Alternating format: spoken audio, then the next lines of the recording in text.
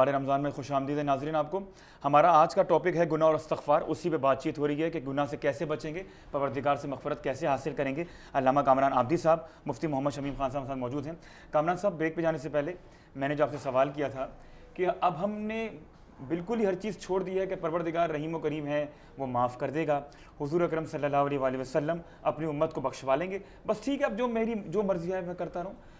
मैंने आहिस्ता आहिस्ता ये रवैया अपना कर परवरदिगार जो है, जो उसका इदराक है, जो जितनी तारीफ़ें उसके लिए, सब तारीफ़ें उसके लिए, वो मैं भूलता जा रहा हूँ। उसने जो पैगंबर भेजे हैं उनकी मैं जो ज़िंदगी है, सीरत है, किरदार भूलता चला जा रहा हूँ। और मैं मगन हूँ अपनी दुनिया में। तौजीहात मेरे पास बहुत हैं। बिजली का बिल आ गया तो मैंने कुंडे लगा लिए, भाई बॉस से मैंने आगे सिफारिश करवानी है तो मैंने प्रमोशन लेनी है।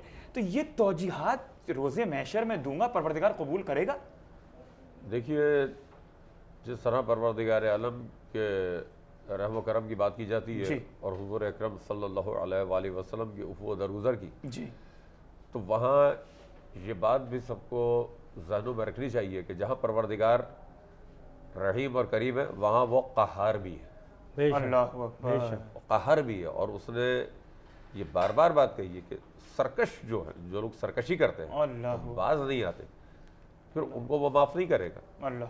इसी तरह हुज़ूर अकरम के लिए भी बेशक वो बशीर हैं, लेकिन साथ में इन्नमा अंता मुंज़िर, आप डराने वाले भी हैं, नज़ीर भी हैं आप साथ में। ऐसा नहीं है कि सिर्फ खुशखबरी, बल्कि जहन्नुम के अजाब से आपने डराया भी है। और लोगों के सामने दोनों बातें रख दी गई हैं ताकि कोई ये उज़्र पेश ना कर सके कि मुझे तो पता ही नहीं चला, कि मुझे मालूम नहीं था, मुझे पता नहीं चला। बल्कि दोनों बातें कि देखो, अगर अल्लाह ताला की इताअत व फरमाबरदारी करोगे तो ये इनाम व अकराम है, और मासियत और नाफरमानी के नतीजे में ये सज़ाएँ। जहाँ तक बात है गुनाहों की, इंसान है, ख़ता का पुतला है, यकीनन रोज़ाना गलतियाँ होती हैं, लेकिन बात यह है कि इसी की जानिब अल्लाह और रसूल ने मुतवज्जो किया है कि इंसान अपनी गलती पर पशेमा हो, नादिम हो, अपना एहतिसाब करे और जो हुकूक़ुल्लाह है उनकी अदायगी की कोशिश करे। और अगर लोगों से किसी हक़ में कोताही हुई है तो फिर उसकी भी अदायगी की कोशिश करे और वहाँ माफ़ी और साथ में जो फरीज़ा ज़ाया हुआ है उसे अदा करने की कोशिश की जाए। ये नहीं कि गलती के बाद सरकशी पर आ जाएगा, बस ठीक है मैंने कर दिया तो काफ़ी है, या माफ़ी तो मैं किसी से नहीं मांगता। तो ये रवैया जो है, ये सरकशी वाला, ये परवरदिगार आलम को कतई नापसंद है कि इंसान इस सतह पर आ जाए, गुरूर व तकब्बुर और सरकशी। अबू जहल का भी मसला यही था कि वो सरकशी थी। तो परवरदिगार आलम यही फरमाता है कि मेरे मुती बनो। यानी गलती होगी, इससे इनकार नहीं है, लेकिन ये कि गलती के बाद उसके हुजूर आकर मग़फ़िरत तलब करो, मग़फ़िरत तलब करो। ठीक है मुफ्ती साहब, ये अबू जहल का अल्लामा साहब ने ज़िक्र किया, और इस तरह बेशुमार जो बातें हैं, जो क़िस्से हैं, जो वाक़यात हैं हुज़ूर सल्लल्लाहु अलैहि वसल्लम के ज़माने में, उनसे पहले उम्मत के ज़माने में हज़रत नूह का जो बेटे थे उनको परवरदिगार ने डुबो दिया। ये जो इतने वाक़यात हैं, इतने खुले हैं, अब मेरे पास जो किताबें हैं उस पर तो मकड़ी ने अपने जाले दे दिए हैं, मेरे पास फुर्सत नहीं है। बाज़ार आप जाएंगे, रमज़ान का महीना है, इतने प्रोग्राम्स हैं, रेडियो पे भी चल रहे हैं, टीवी पे भी चल रहे हैं, कितनी ट्रांसमिशन है, वहाँ कुछ तो अच्छी बात सुनने को मिलती है। तब भी वो जो बाज़ार में जो लोग बेच रहे हैं वो अपनी मर्ज़ी से प्रॉफिट कमा रहे हैं, मुनाफा कमा रहे हैं, और उज़्र यही है कि भाई लेना है लो वरना आगे चले जाओ।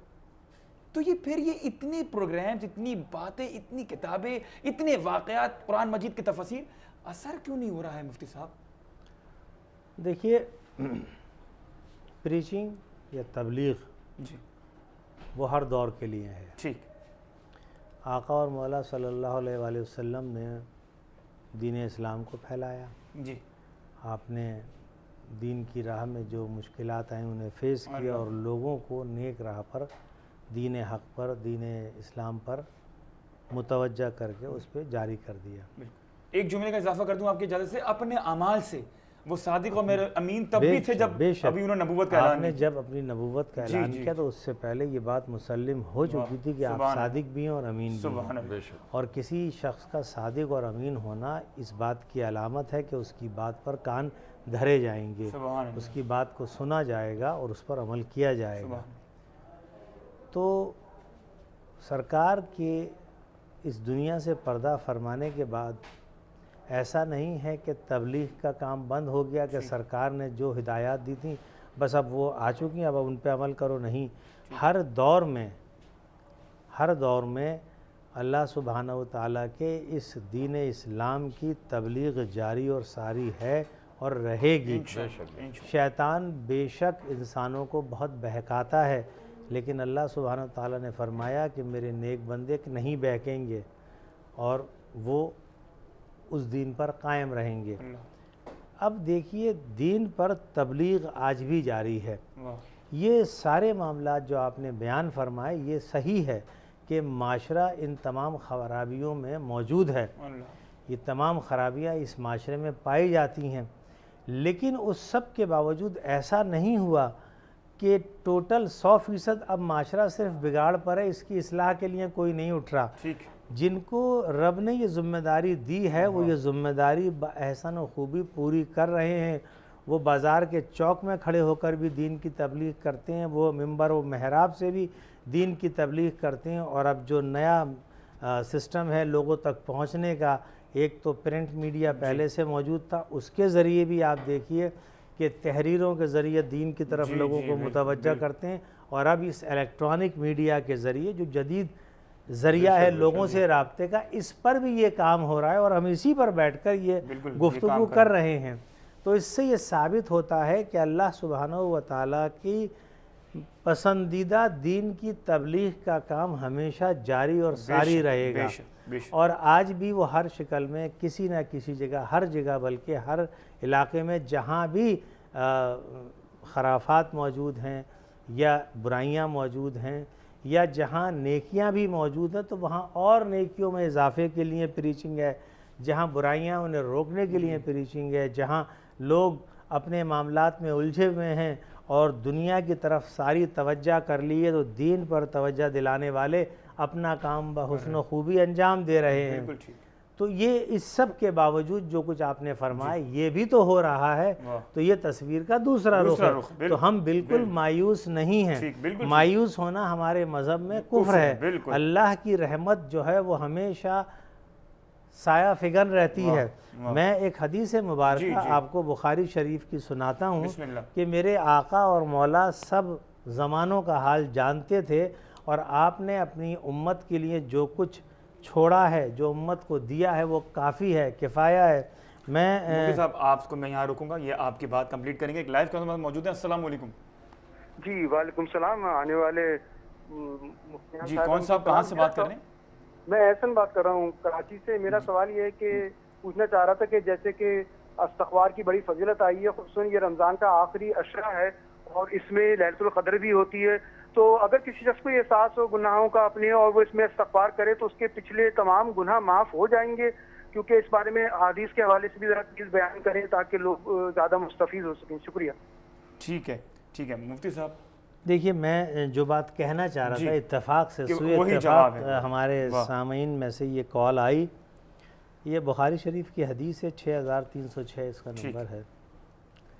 اللہ کے رسول صلی اللہ علیہ وآلہ وسلم نے فرمایا کہ سید الاستغفار یعنی استغفار کا سردار، مغفرت مانگنے کے سب کلمات کا سردار سید الاستغفار یہ ہے، یوں کہے اللہم انت ربی لا الہ الا انت خلقتنی وانا عبدک وانا علی عہدک ووعدک ما استطعت اعوذ بک من شر ما صنعت ابوء لک بنعمتک علی وابوء بذنبی فاغفر لی فانہ لا یغفر الذنوب الا انت۔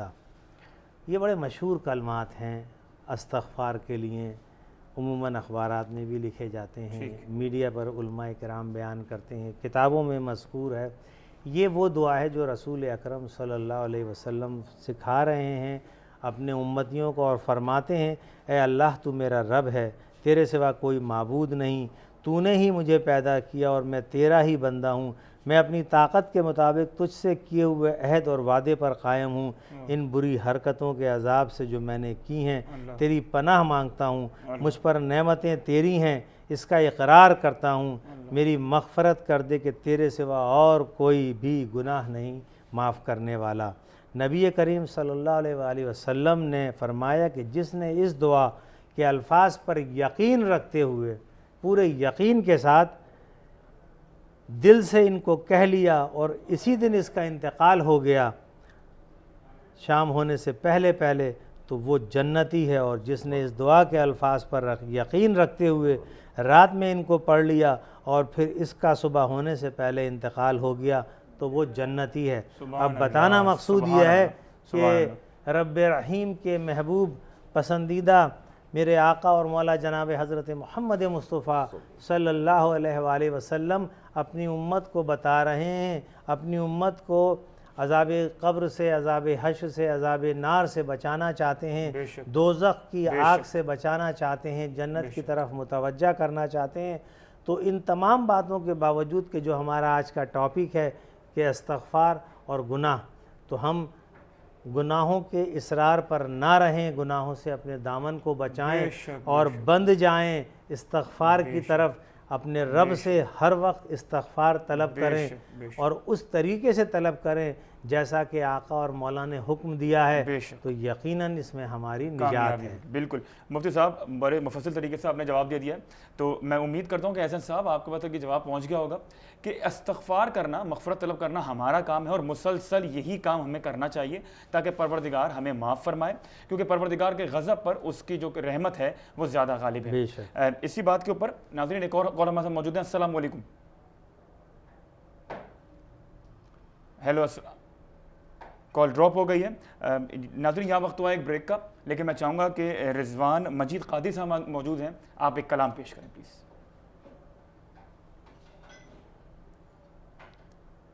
قسمت میں میری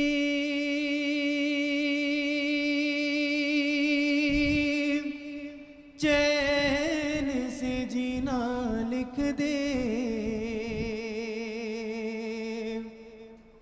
ڈوبے نہ کبھی میرا سفینہ لکھ دے،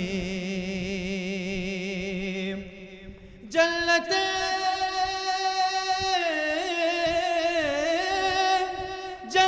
تو ٹھکانہ ہے مگر میرے لیے، اے کاتب تقدیر مدینہ لکھ دے،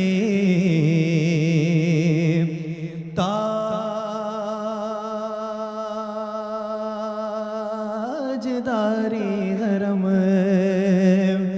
ہو نگاہ کرم، تاجداری حرم ہو نگاہ کرم، ہمیں غریبوں کی دے بھی سنور جائیں گے، تاجداری حرم نگاہ کرم، تاجداری حرم،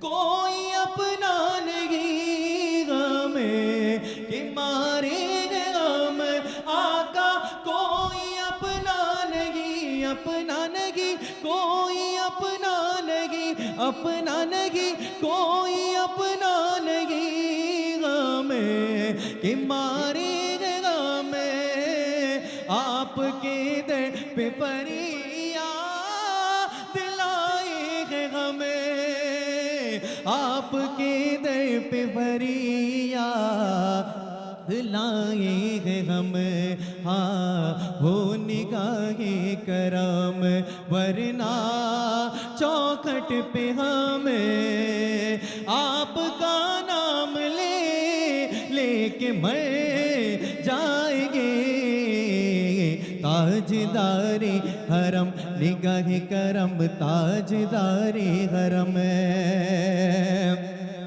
اور میں کشوں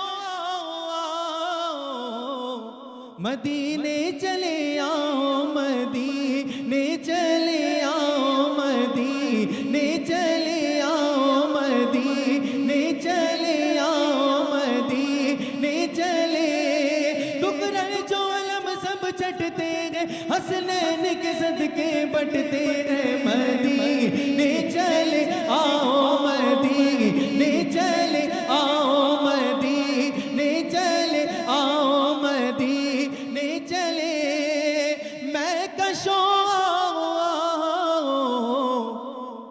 مدینے چلے دست ساقی